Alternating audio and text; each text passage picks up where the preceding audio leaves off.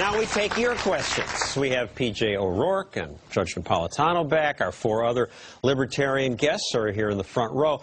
First question from my Facebook page. Do Libertarians believe government does anything well? Well, I don't think government does anything well. I would limit its job to protecting freedom, and everything else that it does, it shouldn't. It should be done by the private sector or the individual. Well, can I weigh in on that? I think sometimes we put libertarianism too much in terms of government.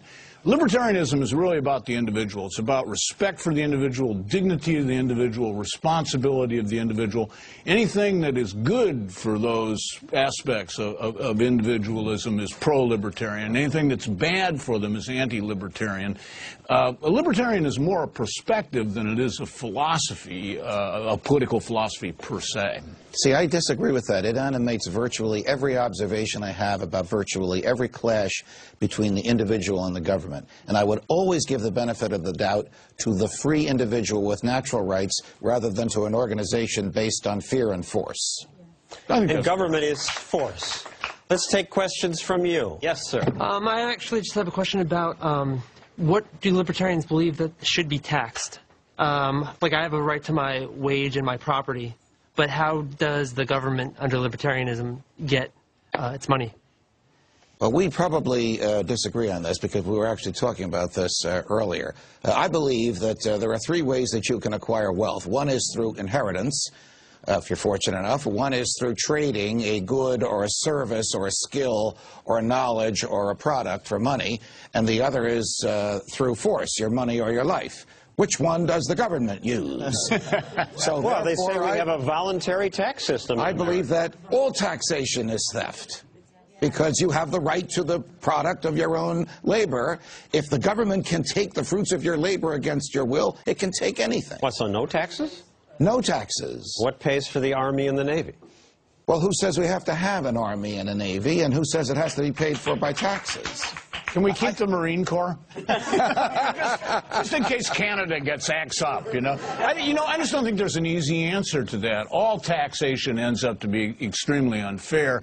But I do know this. I've got friends who live in Hong Kong, and they pay a flat tax, and there are no, other than their about charitable 15%. 15%, and their charitable contributions are their only deductions that they have, and their tax form's the size of a postcard. You know, so that's better. The federal government once subsisted on land sales and user fees. Let's shrink it back to that size. I want to come out and ask the question, what makes a libertarian? Because in my view, it's that consenting adults should be allowed to do whatever it is they want as long as they aren't harming the person or property of a non-consenting other. What's your take? Fine by me. That's a perfect description of libertarianism. Yeah. I also am animated by the view that we have natural rights that the government can't take away from us, that are either as a result of our intellect and ability to reason or are gifts from God, depending upon where you want to start that argument. And of course, our property and ourselves. That is key, too. But I do think, that you pretty well summed that up. With always the proviso in mind that we do live in a human society and people are going to argue about what constitutes harm to others. You're going to have to face that. I'm making a nuclear bomb in my garage and I'm just doing it for fun. I don't want to blow it up or hurt anybody. There's still the potential your neighbors harm. Are still going to get nervous. Right. We could argue for a long time about that. Who else here? Yes, ma'am. Yes, hi.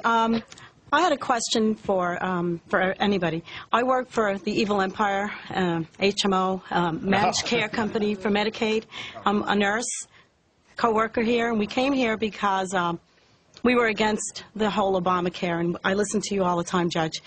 And my question is, do you think that, let's say the Republicans win in 2012, like they think they are, do you think the Republican Party will do something against this atrocity? I don't think we have a two-party system in this country. I think we have one party, which is the big government party. There's a Democratic wing that likes welfare and taxes and assaulting our commercial liberties. There's a Republican wing that likes war and deficits and assaulting our civil liberties. It's a pretty big party. If George W. Bush had proposed this health care, the Republicans would have been in favor of it. So. The worst thing about this healthcare thing is the fundamental dishonesty of the way the argument is put. Insurance. When your house catches on fire, what do you call? The fire department or Allstate? You know, I mean, it's about getting treated. It's not about insurance. It's right from the get-go, this argument is dishonest. Will there be a sudden breath of honest, fresh air if the Republicans get in? I doubt it. Yes, sir. How do we take back our government from them if it's one party? It's very difficult to do. I mean, typically a third party with libertarian leanings would split the Republican vote.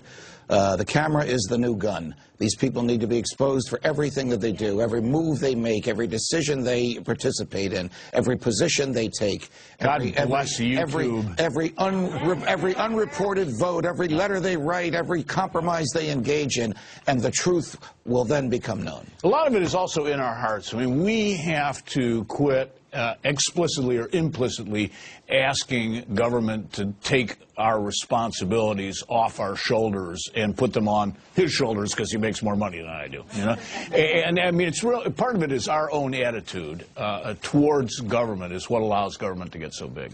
Once in a former life, I won awards, 19 Emmy Awards, celebrating government regulation. Then I saw the light. I saw that the regulations did more harm than good. I learned the benefits of free enterprise and limited government. They honor the dignity of the individual. And free markets make people richer and happier. It's the reason I now call myself a libertarian. But people don't know what it means. I hate that. So we've discussed tonight, libertarian means we want government to largely leave us alone, protect our personal security, but then to butt out, to leave us free to pursue our hopes and dreams as long as we don't hurt anybody else. That philosophy used to be called liberal. Several hundred years ago, liberalism was a reaction against the stifling rules imposed by aristocracy and established religion. The original liberals in Europe fought against that straitjacket. Some escaped to America. Then they fought a war to free us from monarchy. And thank goodness they created this. This is the Declaration of Independence and the Constitution. The limits on government in here were meant to be a liberal alternative to the dictatorship of the central planners. They affirm that we have unalienable rights. Defending those rights used to mean you were a liberal. And I wish I could call myself that now. At least people know what it means. But I can't call myself a liberal anymore because today's liberals perverted the word. Liberalism now means advocating all kinds of big government. Health police, high taxes, speech codes, poverty programs that teach dependency, and so forth. So I can't call myself a liberal. Now I'm stuck with libertarian. I don't love the word. People just have no clue what it means. I would say it's someone that's very liberal in their views. Libertarian. Libertarian? It's just a term. The definition of one? I don't know. I'm from the state of Massachusetts. A libertarian? I have no clue. Wow, it's so complex nowadays. Libertarian economist Frederick Hayek wasn't happy with the word libertarian either. He said it was too manufactured. He said he wished he had a word that describes the party of life, the party that favors free growth and spontaneous evolution. Me too. Those ideas are embodied in the writings of John Locke, John Stuart Mill, and Adam Smith. They were called liberals. It's such a good word. I want the word back. But it's too late for that. Today's liberals stole it. So what are my other choices? Freeman? Let live and let livest? Freedom fighter? So we invite your suggestions. And that's our show for tonight. Thank you for watching.